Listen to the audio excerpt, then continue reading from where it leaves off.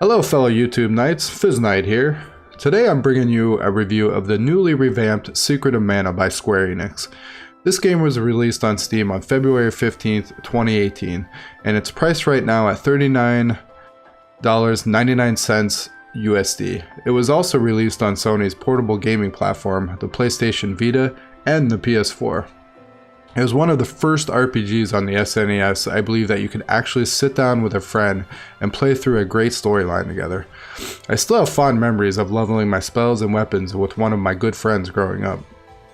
Now, with that being said, how does the remake stand up to the original? In my opinion, pretty well. Now wait a minute, Fizz Knight. All the other reviews I've been reading have been saying what a crap remake this is. I just could not disagree more here.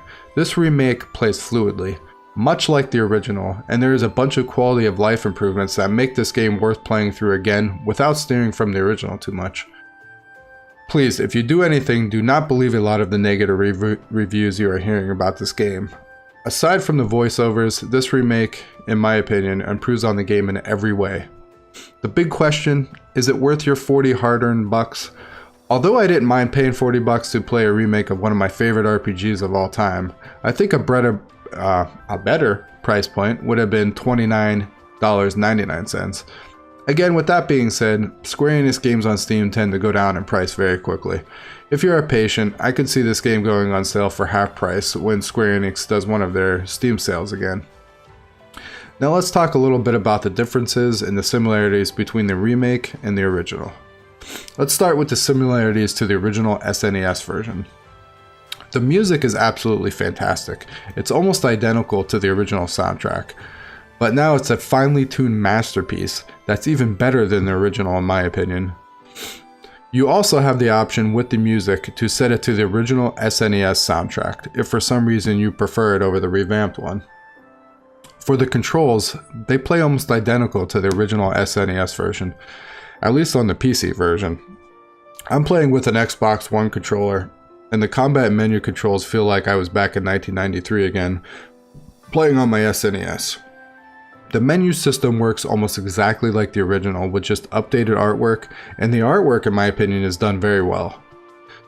Okay, now that I've went over some similarities to the SNES version, let's talk about some differences. There is now an added mini-map in the top right hand of the screen that is extremely helpful if you are a bit lost. It almost looks like a little 16-bit map of your playing field. A lot of people were confused on where to go to next in the original version. This will help some players out who may be a bit confused on where the exits are in their map. The 3D graphics are, in my opinion, fantastic. I think the 3D designs really capture the original 16-bit atmosphere without going overboard. I've read and seen some other negative reviews about the new 3D artwork. I'm sorry, but this is where I disagree again. Don't get me wrong, I really like the original 16-bit graphics like everyone else. There was always something charming about how those 16-bit graphics looked and played back in the day. But to say the artwork here is bad is just not true. The character models are very well done. I'm not a huge anime fanboy, but this artwork is a good balance between cartoon and anime that really captures the feel of the original. The characters have their own voice dialogue now, so if you ever wanted to know what Poi Poi might have sounded like, here's your chance. Now here's one of the aspects of the game I do agree with could have been a little better. It's not that the voiceovers are absolutely terrible, but they definitely could have been a little better. Some of the voiceovers are great, some sound like the person is just reading from a piece of paper and not really getting into the character. Luckily, you can turn the voiceover sound all the way down and not even hear it if that floats your boat.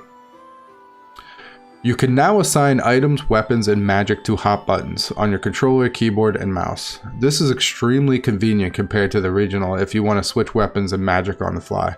This is definitely an underrated improvement from the original.